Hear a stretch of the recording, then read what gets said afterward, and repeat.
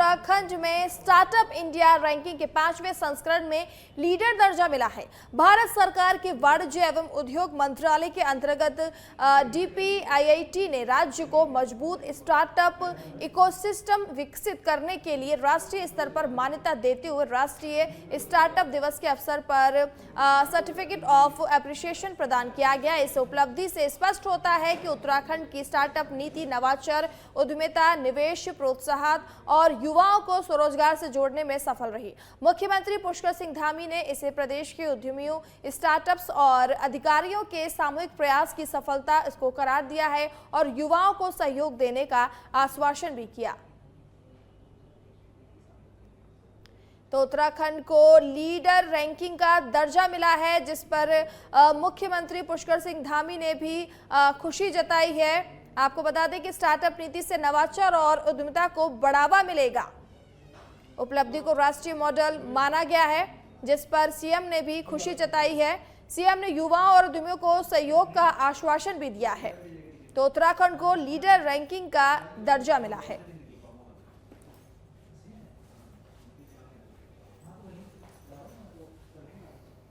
सितारगंज में छुट्टी पर घर आए ITBP जवान त्रिलोक कुमार की किच्छा खटीमा हाईवे पर सड़क हादसे में दर्दनाक मौत हो गई, जबकि उनके पिता ओम प्रकाश गंभीर रूप से घायल हो गए हैं। त्रिलोक अपनी बाइक से घर लौट रहे थे कि तभी भगोरा गांव के पास पीछे से आए डंपर ने उन्हें टक्कर मार दी। हादसे के बाद दोनों को उपजिला अस्पताल लाया गया, जहां त्रिलोक को मृत घोषित कर दिया गया और उनके पिता को गंभीर हालत में उच्च केंद्र रेफर किया गया। त्रिलोक विवाहित थे और उनके 2 बच्चे छोटे हैं। पुलिस ने शव का पंचनामा भरकर पोस्टमार्टम के लिए भेज दिया।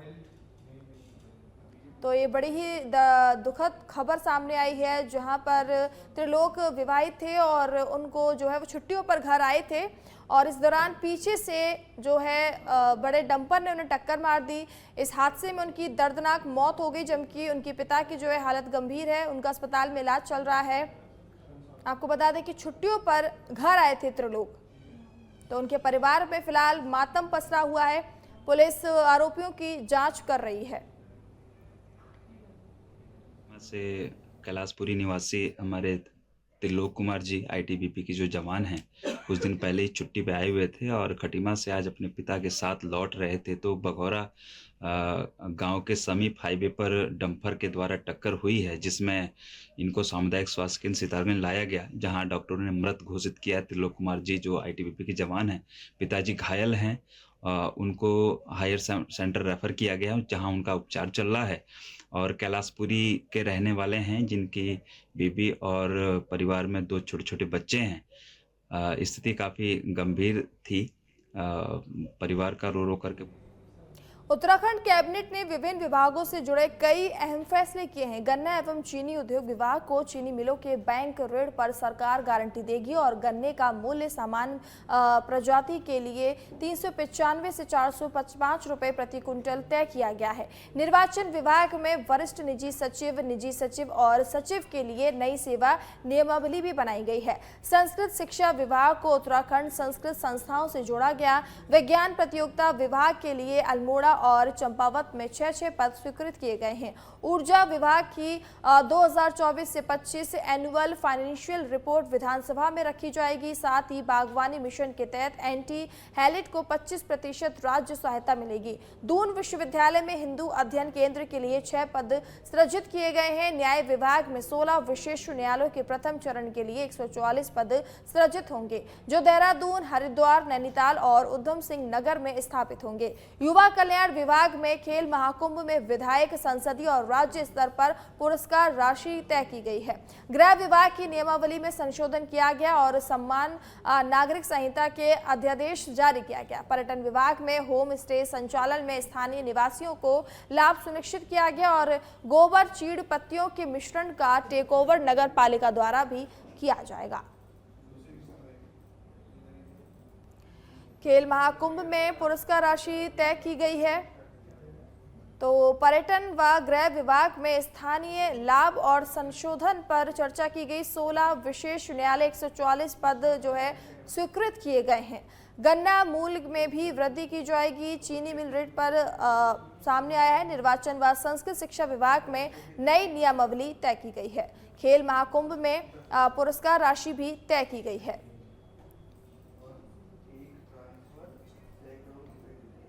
कल्याण विभाग का मद है। जैसा कि आपको विदित ही है कि पूर्व में जो उपनल कार्मिकों के साथ जो सहमति बनी थी, पूर्व में ये निर्णय लिया गया था कि जिनको 12 वर्ष की, इनको चूंकि समान कार्य समान वेतन के आधार पे, जैसा माननीय न्यायालयों का ऑर्डर था उसके आधार पे इनको दिया जाना था समान कार्य समान वेतन। तो पूर्व में इनको चरणों में देने की बात हुई थी और जिनको पूर्व में यह तय हुआ था कि जिनको 12 वर्ष पूर्ण हो गए उनको प्रथम चरण में दे दिया जाएगा। परंतु माननीय मंत्रिमंडलीय समिति द्वारा यह निर्णय किया गया कि जिनको 10 वर्ष पूर्ण हो गए हैं, यानी कि जो 2015 से पूर्व के लगे हुए हैं, तो उनको प्रथम चरण में समान कार्य समान वेतन इनको दे दिया जाएगा। और इन सभी इनके लिए जो है विभाग के साथ सीधी एक अनुबंध किया जाएगा और ये अनुबंध की कार्रवाई अगले 2 माह में विभागों द्वारा कर ली।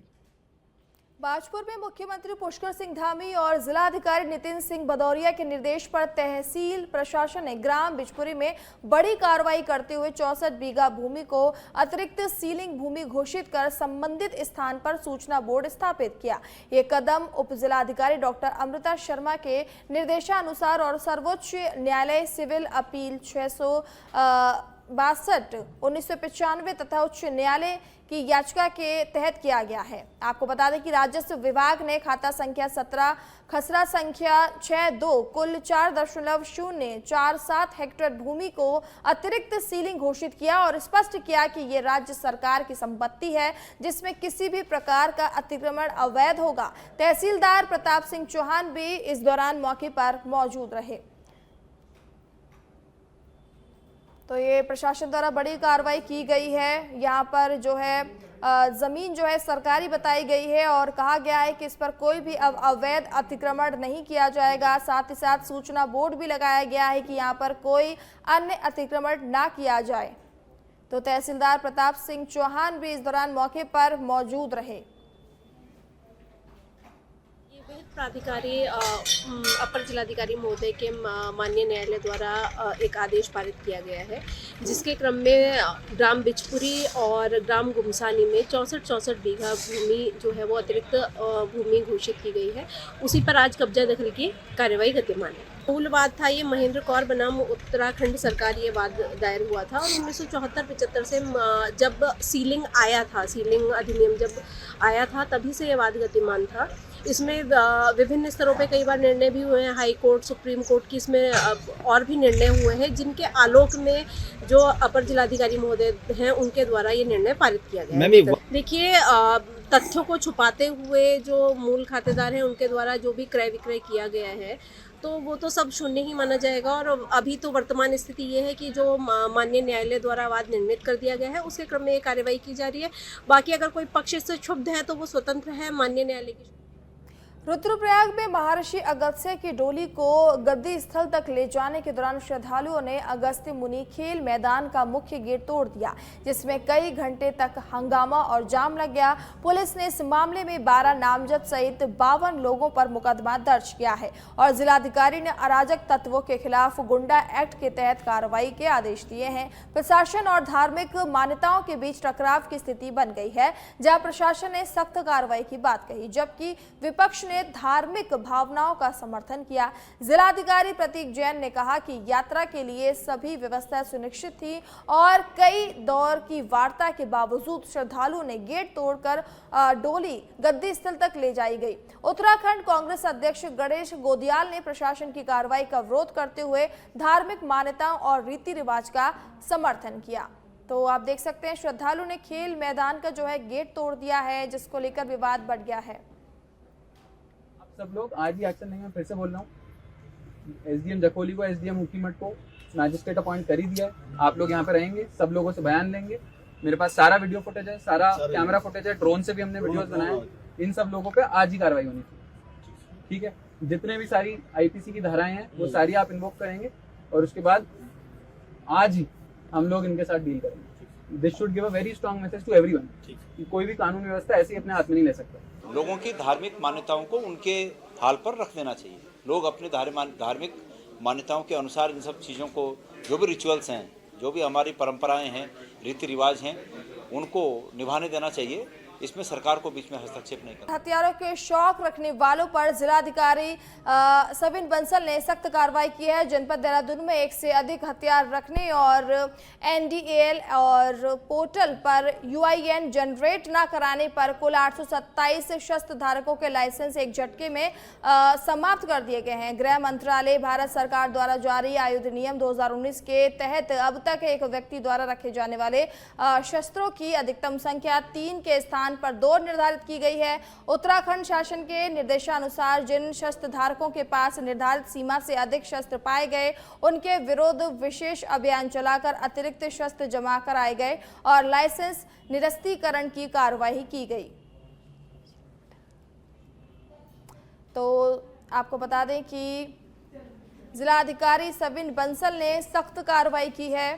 इस दौरान कुल 827 शस्त्र धारकों के लाइसेंस रद्द कर दिए हैं। संख्या 3 के स्थान पर 2 निर्धारित की गई है। तो आपको बता दें कि जिला अधिकारी सविन बंसल ने ये सख्त कार्रवाई की है।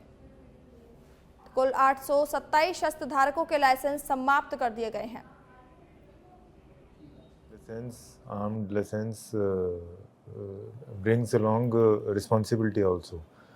तो जहाँ पे अति आवश्यकता है, कोई जीवन सुरक्षा का भय है, कोई पूर्व वारदात हुई है स्वयं के साथ परिवार में, तो नॉर्म्स बहुत क्लियर हैं। तो उसी में जो लाइसेंसेस हैं वो अनुमान्य किए जाते हैं। इसके विपरीत कुछ केसेस ऐसे संज्ञान में आए थे कि जहाँ पे 2 से भी अधिक धारकों के पास 2 से अधिक लाइसेंसेस पोजीशन में हैं, तो इसका कोई औचित्य नहीं इस्टेब्लिश हो पा रहा था। और सेकेंडली जो हमारा पोर्टल है, यूनिफाइड पोर्टल है पूरे भारतवर्ष में, उसमें जो हमारा एक यूनिक नंबर जनरेट होता है प्रत्येक शस्त्र का, तो कई बार नोटिस और वार्निंग्स देने के उपरांत भी जो लोग अपना यूएन जनरेट नहीं करवा पाए, तो ऐसे 2 कैटेगरीज को इस कार्रवाई में लिया गया है और कुल अराउंड 800 लाइसेंसेस निरस्त किए गए हैं।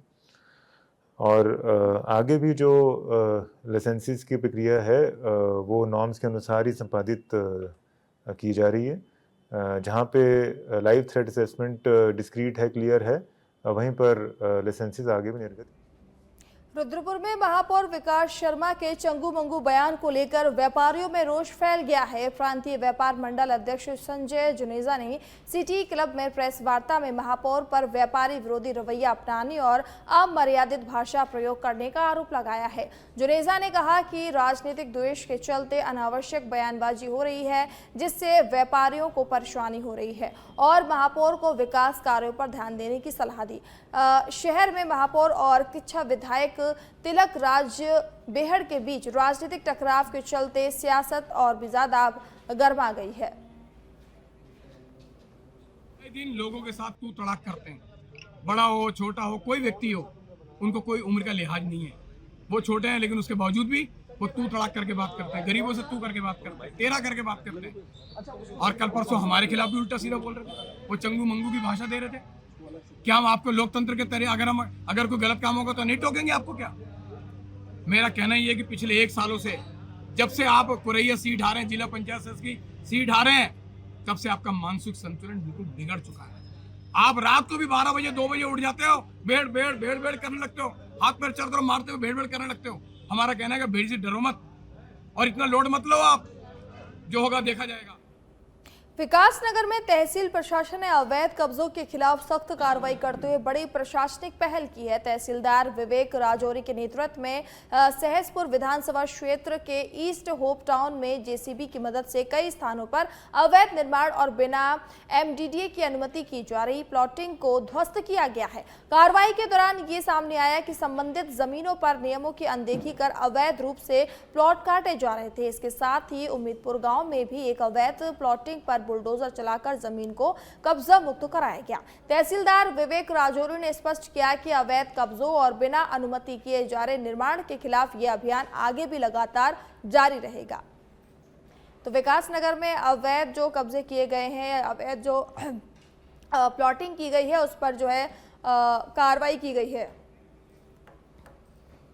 के दौरान जो है ईस्ट होप टाउन में और शीशमबाड़ा में सभावाला में जो है अनाधिकृत रूप से जो प्लॉटिंग की जा रही थी, जो बिना किसी प्राधिकरण के द्वारा जो है अप्रूवल था जिसका, उनको ध्वस्त किया गया है। और कुछ जगह पे ये भी देखा गया कि जो खसरा नंबर 919 है ईस्ट ऑफ टाउन में, उस पर भी किसी के द्वारा पिलरबंदी की गई थी, जिसको ध्वस्त कर दिया गया है। क्या सर आगे भी ऐसी कार्रवाई देखने को मिलेगी? बिल्कुल, ये हमारा अभियान लगातार जारी है और कहीं भी अगर अवैध रूप से अतिक्रमण किया जाता है या कोई भी अनाधिकृत रूप से प्लॉटिंग की जाती है तो उस पर जो है नियमानुसार कार्रवाई की। उत्तराखंड एसटीएफ ने देहरादून के कहरी गांव से मनोज नामक आरोपी को गिरफ्तार किया है, जो फर्जी पिस्टल लाइसेंस बनाकर हथियारों की खरीद में शामिल था। वरिष्ठ पुलिस अधीक्षक नवनीत सिंह भुल्लर के अनुसार बाहरी राज्यों से फर्जी लाइसेंस लेकर उत्तराखंड की शस्त्र पंजिका में दर्ज कराए जा रहे थे। जांच में पता चला कि लाइसेंस नंबर 3805 मेरठ और सिरसा में स्थानांतरण के बाद भी कभी वैध रूप से जारी नहीं हुआ था। पूछताछ में आरोपी ने बताया कि ऐसे फर्जी लाइसेंस कई जनपदों में दर्ज कराए गए। एसटीएफ ने आरोपी से महत्वपूर्ण सुराग हाथ लगाए हैं, जिनके आधार पर अवैध लाइसेंस बनाने वाले गिरोह की जल्द गिरफ्तारी की संभावना जताई जा रही है। लोहाघाट के चमनिया चौड़ क्षेत्र में केंद्रीय विद्यालय संगठन द्वारा बनाए जा रहे केंद्रीय विद्यालय के निर्माणाधीन स्थायी भवन का जिलाधिकारी मनीष कुमार ने आज स्थलीय निरीक्षण किया। निरीक्षण के दौरान भवन निर्माण में आ रही व्यवहारिक समस्याओं और उपलब्ध सुविधाओं की विस्तार से समीक्षा की गई। निरीक्षण में सामने आया कि विद्युत विभाग के 11 बिजली पोल भवन निर्माण में बाधा बन रहे हैं। इस पर जिलाधिकारी ने संबंधित विभागों के अधिकारियों के साथ मौके पर निरीक्षण कर समस्याओं के समाधान के निर्देश दिए। भवन निर्माण का कार्य सीपीडब्ल्यूडी द्वारा किया जा रहा है। बताया जा रहा है कि टेंडर प्रक्रिया के दौरान मल्टीपर्पज हॉल का प्रस्ताव हटाए जाने से लगभग 10 करोड़ रुपए की बचत हुई है। स्थानीय नागरिकों ने मल्टीपर्पज हॉल निर्माण की मांग रखी है। जिलाधिकारी ने कहा कि इस विद्यालय में भविष्य में करीब 1000 विद्यार्थियों के अध्ययन को बेहतर व्यवस्था की जाएगी और बची हुई धनराशि के उपयोग को लेकर उच्च अधिकारियों से चर्चा की जाएगी।